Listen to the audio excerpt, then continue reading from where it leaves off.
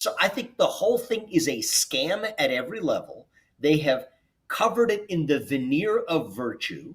We live in this apologist moment for American capitalism after the 2008 financial crisis that allowed BlackRock to swoop in and fill the void, douse its self-interested game in the veneer of virtue. And unfortunately, our culture bought it for the last decade. But now I think people are hungering for something different.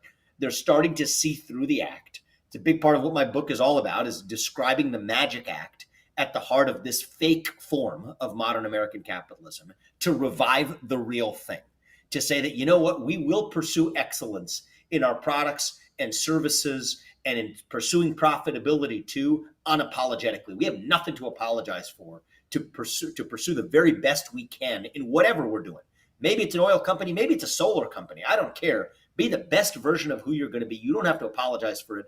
That's what true free market capitalism is all about. That is the best system known to mankind to lift people up from poverty. And guess what? It is also an apolitical space in a politically divided time where we can all come together and innovate together, build together, do whatever it is, trade together, do whatever it is we do together in an apolitical private sector that can bring us together, whether we are black, white, red, or blue. I don't care. That's the promise of free market capitalism in a democratic society. And we have these toxic actors to the tune of $20 trillion with the top 3 asset managers in the United States that are wrecking the whole thing. And that's why I'm on a mission to wreck the edifice that they have built, to create a new one that says, you know what, let's distribute choice and take a jackhammer to that and take the concentration of capital and recreate competition in the marketplace of ideas by first allowing the everyday citizens whose money is being abused today to be able to at least have some alternative to have their voice represented to corporate America, as it is their right to have, because it's, in the end, it's their money in the first place. Yeah, I mean, you said people are hungering for change, figuratively and literally right now. I think once well said. once the lower substrate of Maslow's hierarchy of needs begins to erode away, and people can't fill their gas tanks, they can't get to work, they can't. Their grocery bills is increasing to such a point that they can't buy enough food to feed their family. That's when people are like, okay, there's a problem here. What is it? And I think what you're doing is identifying it. And in the book, you talk about the solutions to begin fixing this problem. And one of them is changing the liability of corporations, correct? I talk about a number of legal solutions in the book. I know it sounds like you're in the first half of it. You get to some of those in the second half. I can talk about those. I don't know how legally interested your audience is. We can geek out on that all you want. I will tell you, though, I spoke to half of Congress earlier this year. A lot of policymakers have reached out across the states at the federal level. And I've really enjoyed, going on an educational campaign nationally, speaking to grassroots audiences, to policymakers, to business leaders.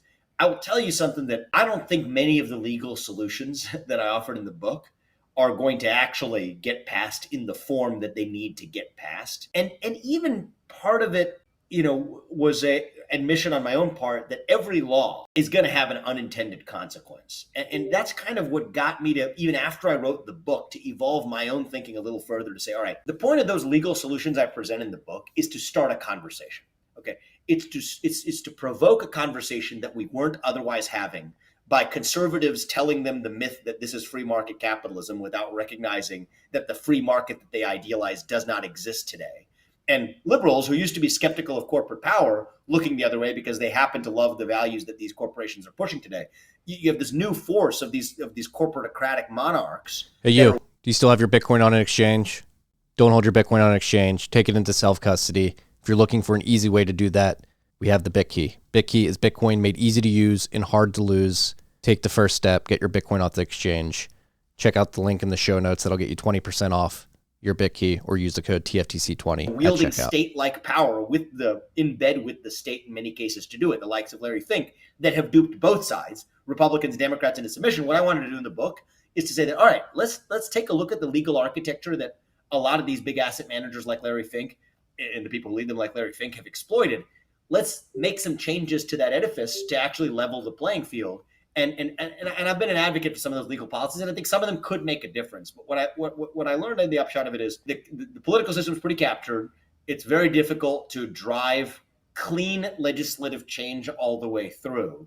And even if you did, I'm I think with libertarian instincts of my own, I don't call myself a libertarian anymore for reasons we could talk about, but classically libertarian instincts, I worry about even the best intentioned law is always going to have some unintended consequence, which is why I decided to throw my lot actually after I published the book, but thinking about this, traveling the country, evolving my own thoughts, to do it the old-fashioned way through competition, right? Nobody was going after competing with this cartel.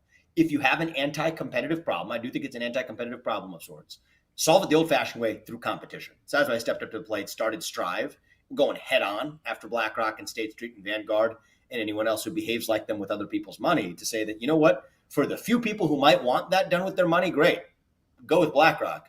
For everybody else, you need an alternative. And that was why I decided to create Strive, which I thought was far more promising than either the litigation or the legal theories I present in the book or the policy changes I propose. Though I think they're really fun to talk about, and I'm happy to talk about them. But my mindset, even since publishing the book, has shifted more towards market solutions. And I think that legislative solutions could play a role along the way. And I hope some thoughtful policymakers, pick up on some of those strands. But I'm not going to wait for that to happen. I considered running for office too, to be one of those policymakers. I can tell you all the reasons why I decided that was a terrible idea as well, but decided to actually focus on the market as the way to do this. Yeah, I think your efforts are better served in the private sector. And no, so we'll see how successful we are. I think we'll be successful, but we'll see. But that's where I've definitely cast my die. No, so I mean, I became passionate about this trend because this is a Bitcoin podcast. I'm in the Bitcoin mining industry, and okay. what we've I seen. need to know the context, really. I just I knew it was cryptocurrency related. Okay. Yeah, Bitcoin specifically, and so in the mining industry, Bitcoin mining gets picked on for using too much energy, and the whole concept of moralizing energy use has always seemed asinine on its face to me. And despite the fact, let me just comment on that for a second.